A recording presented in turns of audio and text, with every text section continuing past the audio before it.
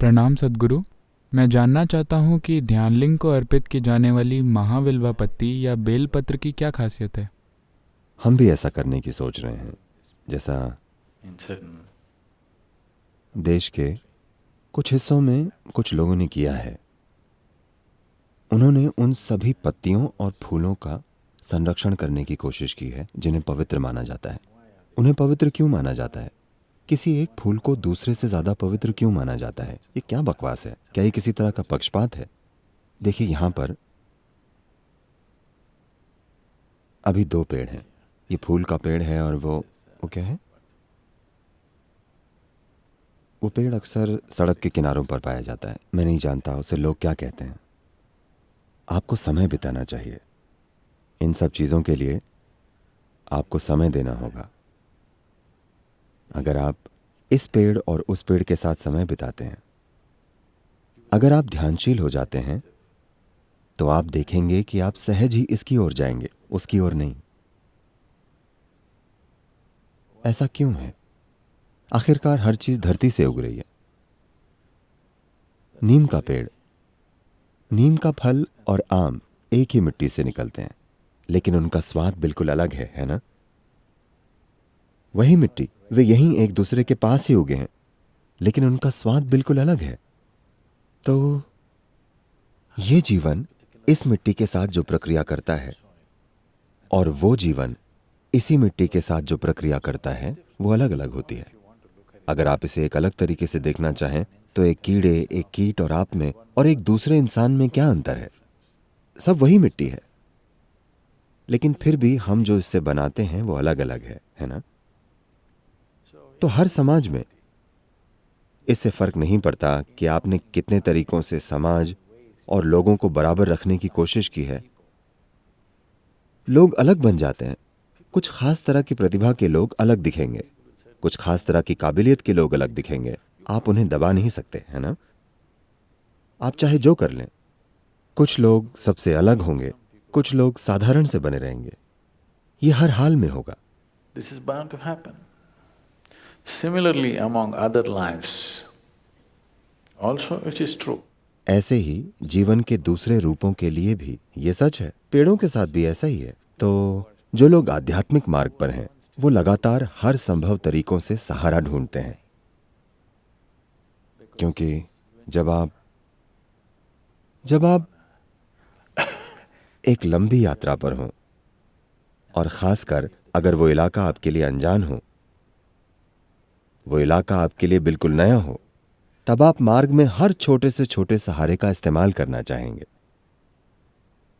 आप देखेंगे, अगर आप पहाड़ पर चढ़ रहे हों, अगर आप एवरेस्ट की चढ़ाई कर रहे हों, मान लीजिए आपके पास एक छोटी रस्सी है। आप वो रस्सी खोना नहीं चाहेंगे, आप उसे रखना चाहेंगे, क्योंकि आप नहीं जानते वो छोटी रस्सी कब काम आ जाएगी। अगर आप शहर में हो तो आप उसे फेंक कर जा सकते हैं, लेकिन अगर आप उस तरह के अनजान इलाके में हैं, तब आप रस्सी का एक छोटा टुकड़ा भी नहीं फेंकना चाहेंगे, क्योंकि आप नहीं जानते कि कल ये कैसे काम आएगा। तो जब आप आध्यात्मिक मार्ग पर हैं, तब यही बात लागू होती है, क्योंकि ये एक अनजान इलाका है। लोगों ने हर उस छोटी चीज को पहचाना जो आपके लिए सहायक हो सकती है। So they did not leave even the flower. तो उन्होंने फूलों, फल और पत्तियों को भी नहीं छोड़ा, वो सभी चीजें जो आपकी सहायता कर सकती हैं। So always it is said, Vilva is dear to Shiva. तो ये हमेशा कहा गया कि विल्वा शिव को प्रिय है। उनके लिए सब कुछ एक है, ठीक है? ऐसा नहीं है कि ये शिव को प्रिय है। इसके शिव को प्रिय होने का अर्थ है कि एक तरह से इसके स्पंदन उस तत्व के सबसे ज्यादा करीब हैं जिसे हम शिव कहते हैं। वे निकट हैं, वे उसी दिशा में हैं। ऐसे ही हमने कई चीजें पहचानी हैं, सिर्फ एक खास पत्ती ही नहीं। हमने कई चीजों को पहचाना है, और सिर्फ वही चीजें अर्पित की जाती हैं, क्योंकि वे आपके लिए संपर्क बनाने का साधन बन जाती हैं। आप वो पत्ती उनके पास छोड़ नहीं आते, आप उसे वहां रखते हैं और फिर वापस ले आते हैं, है ना? Because this particular leaf has the highest capability. क्योंकि इस पत्ती में उस स्पंदन को सोखने की क्षमता सबसे ज्यादा है, और It's for you to pick it up and go. आपको उसे उठाकर ले आना चाहिए। ऐसी कई कई चीजें हैं जिन्हें पवित्र साधनों की तरह पहचाना गया है, जिनका लोग इस्तेमाल करते हैं।